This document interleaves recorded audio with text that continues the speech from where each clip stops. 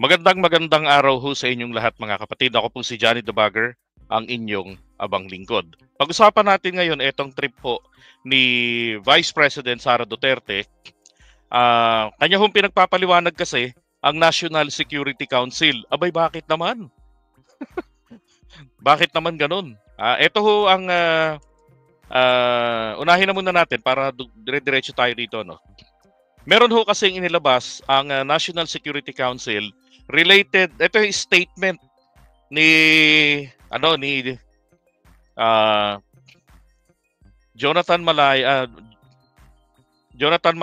tsaka itong naka-address kay Malaya, tapos statement ito ni National Security Advisor Secretary Eduardo Año. Si Año dati rin namang tauhan ito ng kanyang tatay, no?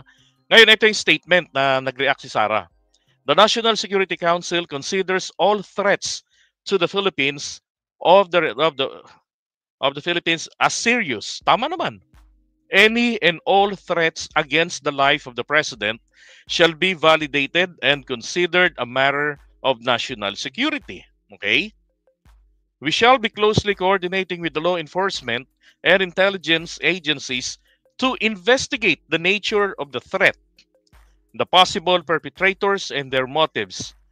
We shall do our utmost in defense of our democratic institutions and processes which the President represents.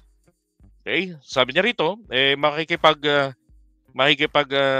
tulungan tayo, ugnayan tayo sa mga law enforcement and intel natin, sabi niya rito, na imbestigahan o sa pag-iimbestiga sa banta, sa klase ng banta at yung mga posibleng mga perpetrators, yung mga magsasagawa nito at ang kanilang motibo. Yan, so aalamin nila raw.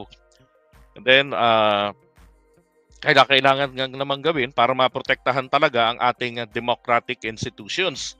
And then, ganun din naman siyempre, itong ating presidente, Diyos ko naman si Sara kasi buang eh. Alam niyo, dapat tong imbestigahan dito, ako nananawagan sa National Security Council, ito hong si Maui, yung bakla. Yan kasi yung, di ba, nung nagngangaw-ngaw si Sara, nagmura-mura, nagbanggit lang si bakla, halatang tinitrigger nito ni Maui Spencer, ang Vice President natin, na magwala dahil gusto nga niya na magsabi na ito sa mga tao na lumabas na kayo at kita-kits tayo sa lansangan, pabagsakin na natin si PBBM. Yun yung dating sa akin ng gustong ng tema ng pananalita no ni bakla nung kausap niya sa Zoom ang nagwawalang si Sara Duterte, ang Vice President. Okay? So, NSA, yan po, damputin nyo yan, imbestigahan nyo yan, o saan niya napulot yun, at kung yan ay nakuha niya kay Mr. Sasot, di ba? Ba't kayo naman loko-loko nagpapaniwala? Yun nga mismo, walang banta sa buhay pero nagtatago. Di ba? So, layunin lang po ni Mr. Sasot, manggulo talaga ng bansa natin. Masaya siya. Siya kasi magulo rin Hindi niya alam kung ano talaga siya Tao, alien. Di ba? So, we enjoined the Filipino people to remain calm and confident in the knowledge that the security sector will ensure the president's safety and will always uphold all times the Constitution, our democratic institutions, and the chain of command. We underscore that the safety of the president is a non-partisan issue. Well, ako naniniwala for him, dito po kay Año, kasi dati siyang tauhan ni Duterte, di ba? And ngayon, meron siyang ganitong statement against doon sa statement ng anak ng dati niyang amo. Yan. And we stand united in our commitment upholding the integrity of the office and the democratic institutions that govern our great nation. Okay. So yun, ang pinaka-tema lang nito, sinasabi nila, paiimbestigahan namin etong banta na sinabi ni Duday Sara. Ngayon, ito po yung kalalabas lamang just a few minutes ago na statement po ni Duday. Sabi ho ni Duday, this is in response to the statement made by the NSA speaking for national security dated November 24, 2024. National security pertains to the protection of our sovereignty and safety of the Filipino population and the preservation of our democratic institution. All right? The function of the NSA is confined to the formulation of policies and furtherance of such pursuits. Okay. Ano ba ibig sabihin dito? Paalala lang, NSA, gumawa lang ang trabaho ninyo, doon lang kayo sa paggawa ng mga mga polisiya. Wag niyo na ano ba 'yun? Wag na magpa-imbestiga, ganun ba 'yun? Okay, tuloy natin. I would like to see a copy of the notice of meeting with proof of service, the list of attendees, photos of the meeting, and the notarized minutes of meeting where the council, and whether present or past, resolved to consider the remarks by a vice president against the president, maliciously taken out of logical context as a national security concern. O, di ba, bobo lang talaga? Presidente ng Pilipinas, representante ng buong bansa, ang pinagbantaan niyang ipapapatay niya. Kahit na sabihin pong hindi naman ito actionable, hindi tayo nakakasiguro. Wala nga siyang binanggit pa kung magkano binayad niya ro sa papatay sa presidente. At saka kay FL at kay Martin Romualdez. Napao na niya. Di ba? So, lupit nito. Baka, alaga nyo ba yun? Yung inutusan nyo? Yung hitman nyo? Di ba? Yun po ang iniiwasan niya rito. Kasi, pwede na po talaga siyang matanggal si VP Sara dito. Sabi niya nga, hinihingi niya raw yung katunayan ng pagpupulong na bahagi ng napag-usapan noon pa ng yung dating National Security Council na meron na silang ganong klase ng patakaran na kapag may sinabi ang Vice President na laban sa presidente, ituturing ito na national concern. Siraulo talaga, no? Ano yung minura niya? Kapitbahay niya lang? Asawa niya? Di ba? Ito, in addition, please include in the agenda for the next meeting my request to present to the council the threats and to present to the council the threats to the Vice President, the OVP institution, and its personnel. Okay. So sinasabi niya, sa susunod na pagpupulong, hinihiling ko na ipakita ninyo sa council ang banta, para talakayin din ang banta raw sa OVP. Tragis yan. 625 million pesos lang po pinag-uusapan natin dito na confidential funds ng DepEd at ng OVP. Yung mga acknowledgement receipts na naglalabasan, di ba? Hindi maipaliwanag, tinatakasan ng obligasyon sa taong bayan kung ano-anong bintang ang ginagawa. Binabato sa Kongreso na meron naman pong kapangyarihan na gawin ito. Di ba? Sila nagbibigay ng pondo, sila nagsisimula na mag-scrutinize niyan. Di sila rin ang mayroong moral obligation sa bayan na alamin kung tama ba ang pagkakagasta ng mga to sa pera ng taong bayan. Ang COA naman, para lamang po tiyakin na tama ang pinagastusan ng pera. Ayon ba sa patakaran? Di ba? No. Kaya tama na dalawang yan. Pati ang COA iniimbestigahan. Di ba? Tama lang yun. Kasi sa buwatan yan eh. Ito pa. As a member of the National Security Council, I do not recall receiving a single notice of meeting since June 30, 2022. I request the NSA to please send to me the notarized minutes of all meetings conducted by the Council from June 30, 2022. If any, I want to review what the Council has accomplished so far. Ba't hindi mo reviewin yung opisina mo? Di ba? Dapat yung opisina mo reviewin mo. Uy, mahiya ka sa taong bayan. Pero nyo ha, 4 na beses sa DepEd lang. 4 na beses nag-withdraw ng pera, tiga 125 million pesos. Ang tanong, bakit hindi mo alam? Sinong tangang sabagay, tanga nga eh. Wala talagang tanga na maniniwala doon sa sinasabi niya ho na hindi niya alam na hindi niya alam yung transaction na yan dahil yung mga resibo hindi naman daw po dumadaan sa kanyang tanggapan. Okay? Pambihirang buhay talaga to. Ito, may nagtatanong, magkano bayad sa'yo? 51 million pesos. Kulang pa nga eh. Sa inyo po, magkano? Magkano ba bagsakan ngayon dyan sa pagiging troll? Lupang hinirang. Okay? Alam nyo, kung ano-ano na, masyado ng dinadala ni, dinadivert ni Sara sa kung ano-anong mga hanas. Etong usapin sa kanya. Dapat po talaga nito, matuluyan na itong ma-impeach. Alam nyo ho ba, doon sa amin sa Amerika, Nax, doon ho sa amin, sa Amerika, itong ganito ho, yung ganitong klaseng asal ng ating Vice President, nako, ito hindi ito dapat, hindi na to dapat nananatili dyan sa pwesto. Ang totoo, dapat nga po dyan, sibak na yan.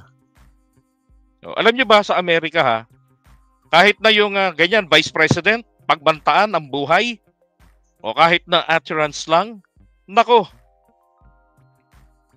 yan po, pinapanagot yan. Inaaresto ka agad yan kahit Vice President pa yan. Lalo na ho sa Pilipinas, NSA. Dito, walang immunity kahit kapiranggot ang Vice President. Ordinaryong empleyado lang yan. Kasi nga naman wala namang mandato. Diba? Maliban sa pagiging spare tire sa Executive Department. At alam niyo ba kapag kaya na inaresto doon sa amin sa Amerika, yan ho, ipipressure yan na magbitiw sa tungkulin sa loob lamang ng 1 oras. At doon, kahit na isang ordinaryong tao, isang ordinaryong Amerikano magsabi na I wish that the president is dead. Nako, dadamputin po yan ng FBI. Bakit dito? PBBM, ano ba yan? Mga tauhan mo, isang katutak na Yun ho yung problema. Mr. President, I wish.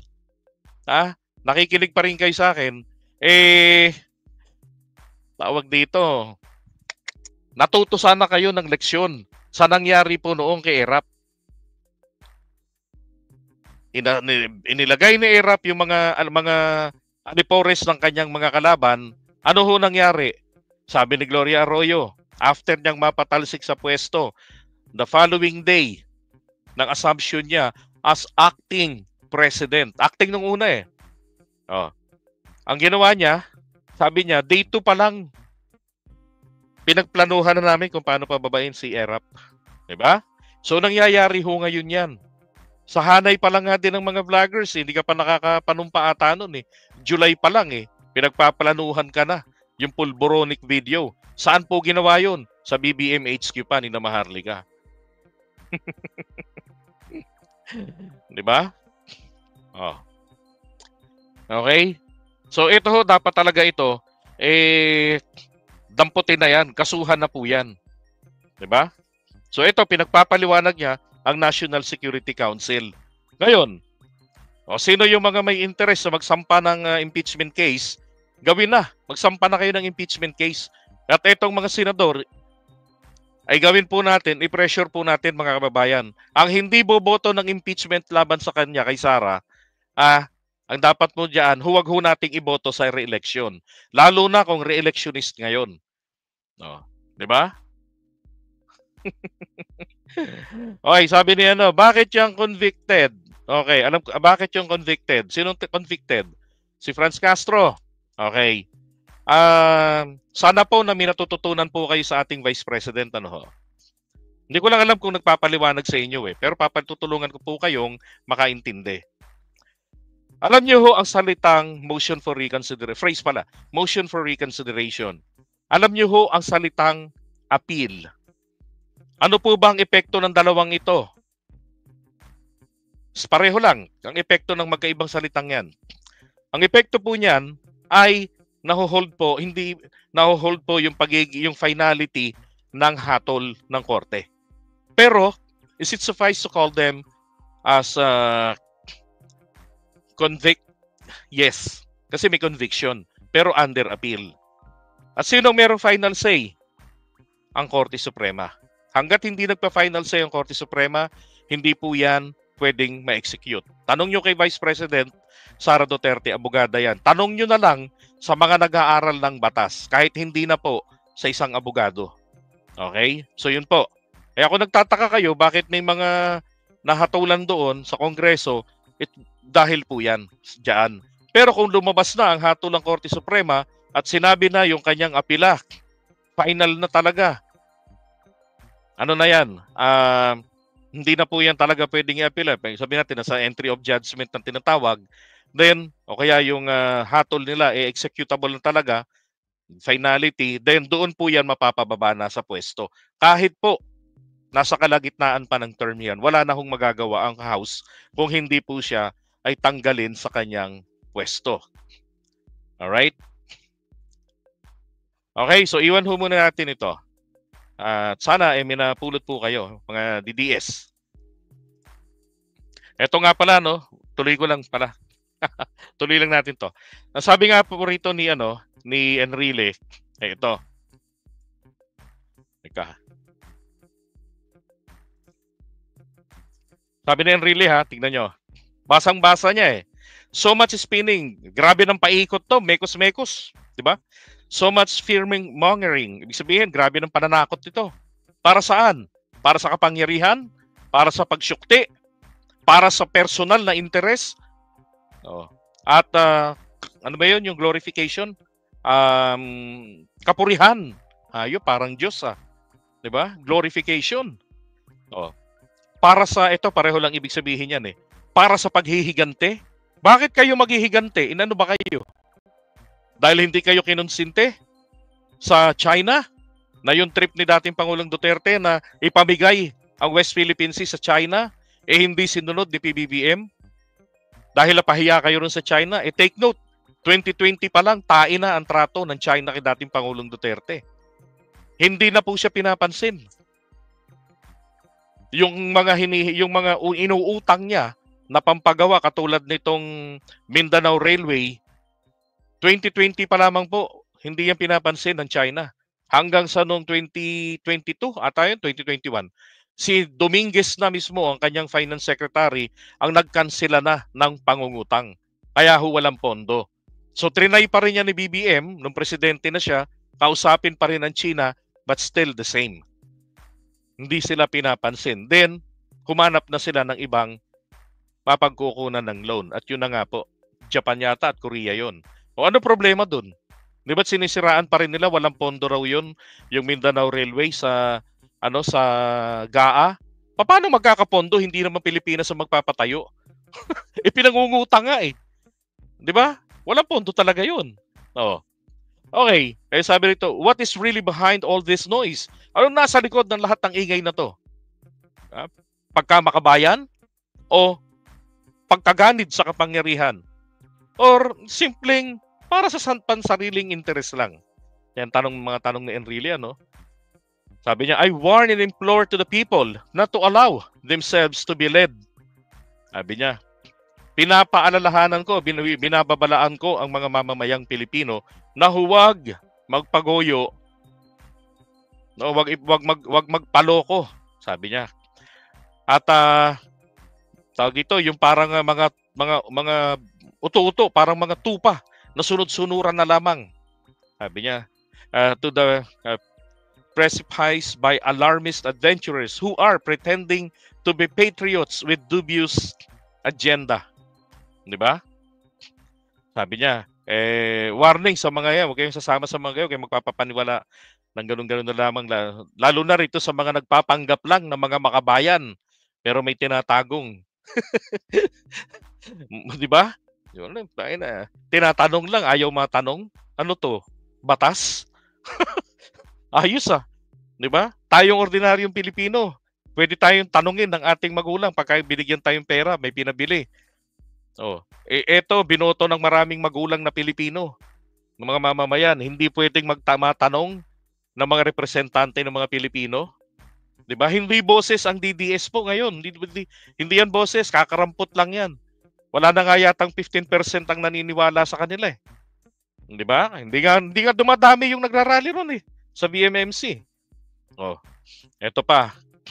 Sabi niya, turning back would be too risky and arduous. Think and ponder very carefully before you jump into the abyss. Their premise does not support their predicate. Yung kanila sinasabi, nako ho, parang ganito yung sinasabi diyan anti-corrupt kami. Tanginang yan, pero sila yung may malaking problema pagdating sa pera.